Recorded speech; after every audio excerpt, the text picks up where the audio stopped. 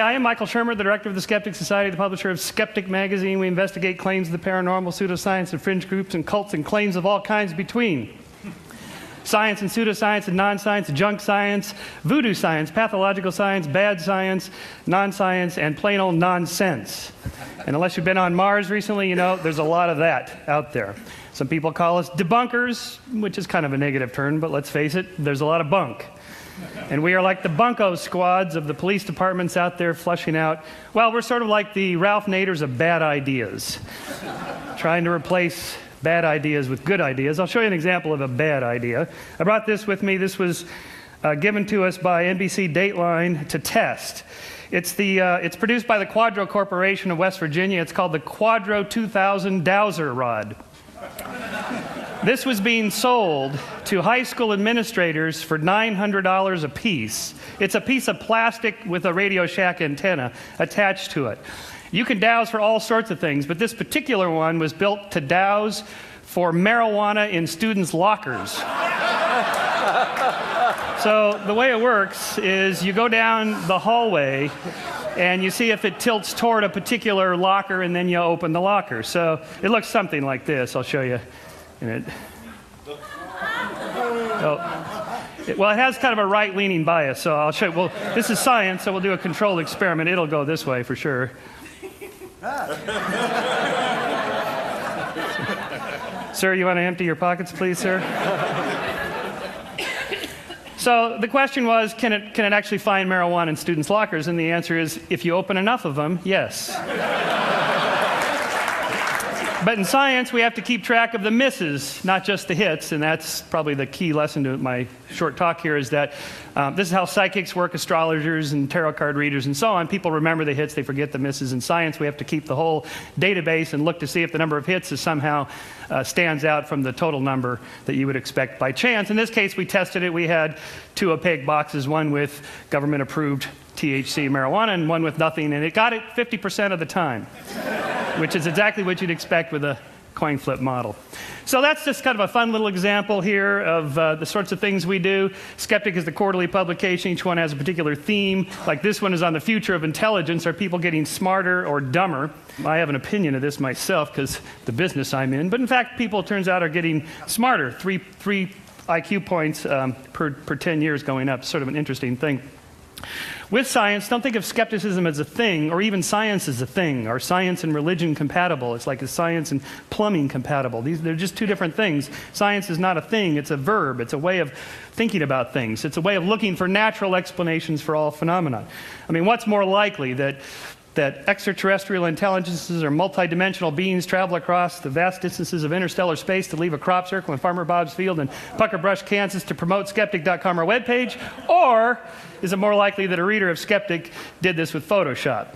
And in all cases, we have to ask, what's the more likely explanation? And before we say something is out of this world, we should first make sure that it's not in this world. What's more likely, that Arnold had a little extraterrestrial help in his run for the governorship, or that the World Weekly News makes stuff up?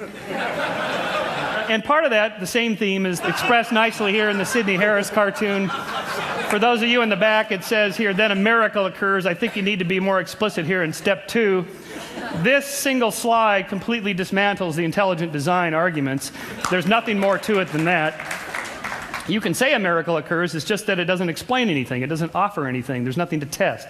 It's the end of the conversation for intelligent design creationists. Whereas, and it's true, scientists sometimes throw terms out as linguistic place fillers, dark energy or dark matter or something like that. Until we figure out what it is, we'll just call it this. It's the beginning of the causal chain for science.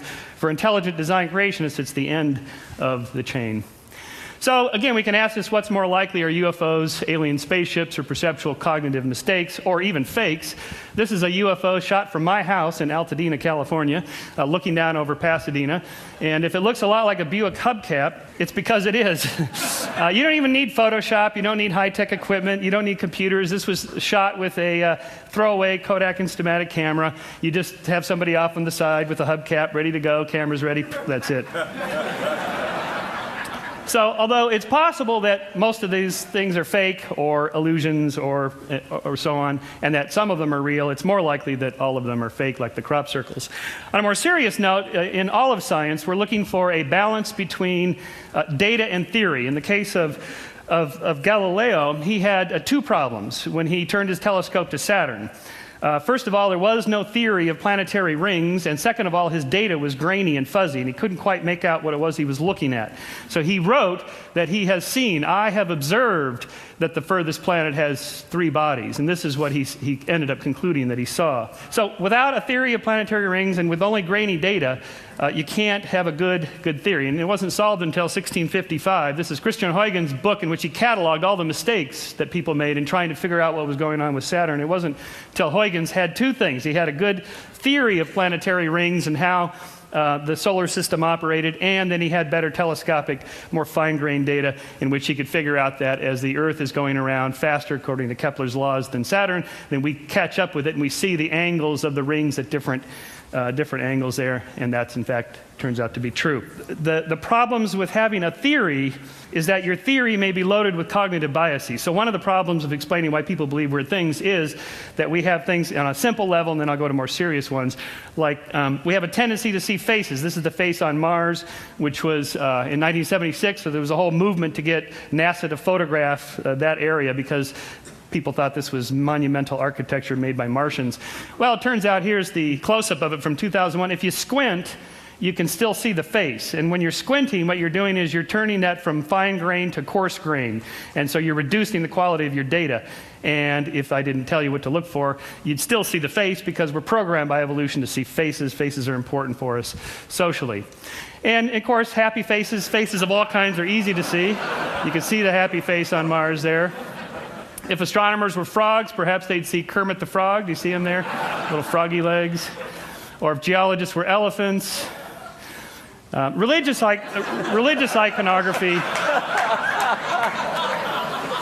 discovered by a Tennessee baker in 1996. He charged $5 a head to come see the nun bun until he got a cease and desist from Mother Teresa's lawyer. Here's Our Lady of Guadalupe and Our Lady of Watsonville, just down the street, or is it up the street from here? Tree bark is particularly good because it's nice and grainy, branchy, black and white, splotchy, and you can get the pattern-seeking. Humans are pattern-seeking animals. Here's the Virgin Mary on the side of a glass window in Sao Paulo. Here's the Virgin Mary made her appearance on a cheese sandwich, which I got to actually hold in a Las Vegas casino, of course, this being America. This casino paid $28,500 on eBay for the cheese sandwich. But who does it really look like? The Virgin Mary? Has that sort of puckered lips, 1940s era look. Virgin Mary in Clearwater, Florida. I actually went to see this one. There was a lot of people there of the faithful come to be in their wheelchairs and crutches and so on. And we went down and investigated. This to give you a size, that's Dawkins, me, and the amazing Randy next to this 2.5 story size image. All these candles, so many thousands of candles people had lit in tribute to this.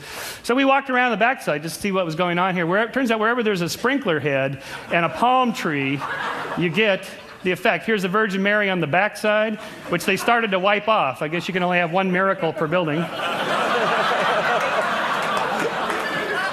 So is it really a miracle of Mary, or is it a miracle of Marge? And then I'm going to finish up with another example of this with auditory illusions. There's this film, White Noise, with Michael Keaton about the dead talking back to us. By the way, this whole business of talking to the dead, it's not that big a deal. Anybody can do it. Turns out it's getting the dead to talk back. That's the really hard part. In this case, supposedly these messages are hidden in electronic phenomena. There's a reversespeech.com webpage in which I downloaded this stuff. Here is the forward. This is the most famous one of all of these. Here's the forward version of the very famous song. If there's a bustle in your hedgerow, don't be alone there. It's just a sprinkling for the May Queen. Yes, there are 2 paths you can go by. But in the long run, there's still time to change the road you're on. Boy, can you just listen to that all day? All right, here it is backwards, and see if you can hear the hidden messages that are supposedly in there.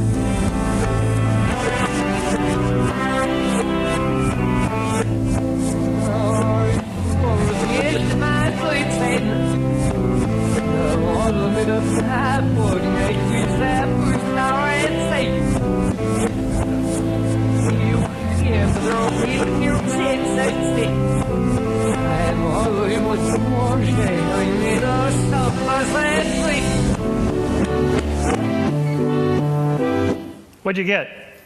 Satan. Okay, well, at least we got Satan. Now I will prime your auditory part of your brain to tell you what you're supposed to hear, and then hear it again.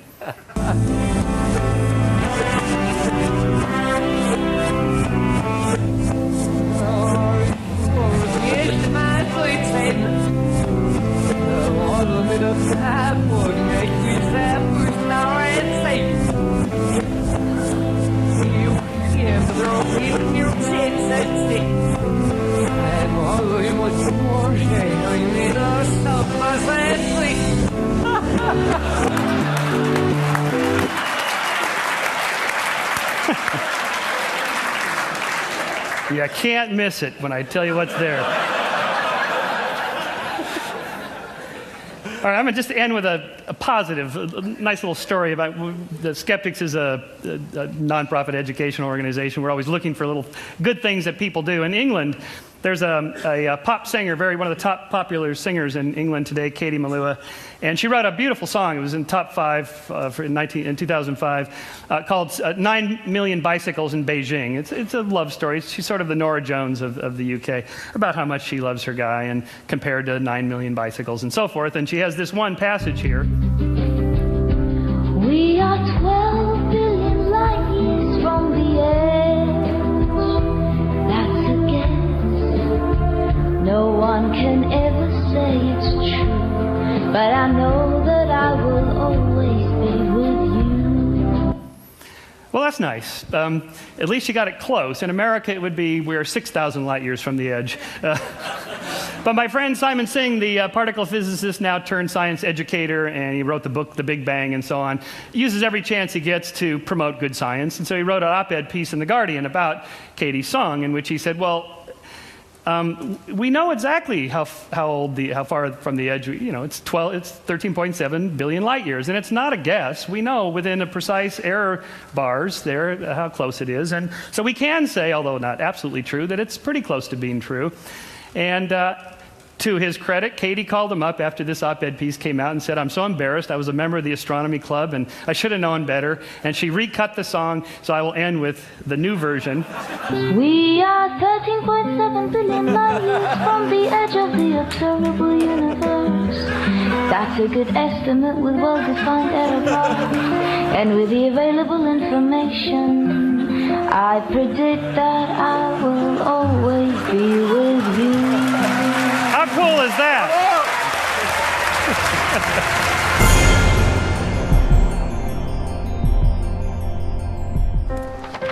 What if great ideas weren't cherished? What if they carried no importance?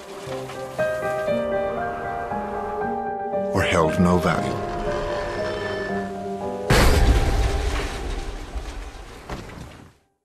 There is a place where artistic vision is protected, where inspired design ideas live on to become ultimate driving machines.